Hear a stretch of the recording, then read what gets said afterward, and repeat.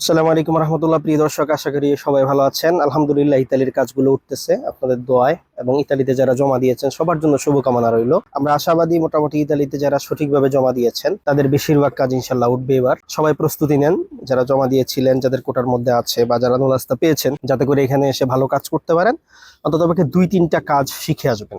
পরবর্তী যে বিষয়টি নিয়ে কথা বলবো সেটা হচ্ছে যে আপনারা জানেন যে বর্তমানে ক্লিক ডে নেই, বাট ক্লিক ডের বাহিরেও জমা দেওয়ার সুযোগ আছে। তবে সেই বিষয়টা যে খুব আহামরি বিষয়টা কিন্তু এরকম না। আমি বারবারও বলেছি, আপনাদের জানিয়ে রাখি যে আমরা জমা দিতে গিয়ে যেটা দেখেছি, অনেকগুলো সিটি, আমরা সিটির নাম বলছি না কারণবশত, ওই সিটিগুলোতে কোটা ফিল আপ হওয়ার কারণে যখন জমা হয় তখন ওইটা অটোমেটিক ক্যান্সেল হয়ে যাচ্ছে। সেক্ষেত্রে আমরা অন্য সিটিতে জমা দিচ্ছি। এই বিষয়টি এই জন্য যে বর্তমানে ইতালিতে আপনি চাইলে জমা দিতে পারবেন, জমার সুযোগটা সীমিত।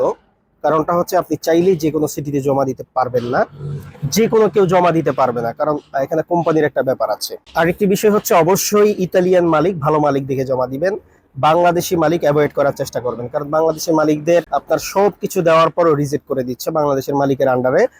আমাদের জানা মতে ইতালি ভিসা দিবে না। তো ইতালির মালিক দেখবেন। আর আরেকটি হচ্ছে, বর্তমানে সুযোগ সীমিত, কিন্তু যেই যে সিটিগুলোতে কোটা আছে সেই সিটিগুলোতে আপনি জমা দেওয়ার 2-4 দিনের মধ্যে কোটার মধ্যে ঢুকে যাচ্ছে। এটা হচ্ছে একটা প্লাস পয়েন্ট। তো আমরা মোটামুটি শেষ সময়ে, যেহেতু ক্লিক ডে সামনে ইনশাল্লাহ আর একটা আসতেছে, রিসেন্টলি হচ্ছে ইনশাল্লাহ ভিসার জোয়ার যাবে। তো আগামী মাসের 16 তারিখ পর্যন্ত আমরা কিছু কোম্পানি পেয়েছি যেগুলোতে সিজনালের, এটা হতে পারে এগ্রিকালচার, হতে পারে আপনার ট্যুরিজম সেক্টর। ইনশাল্লাহ কিছু ফাইল জমা হবে, আশা করি এর মধ্যে 60-70% ইনশাল্লাহ কাজ উঠে যাবে।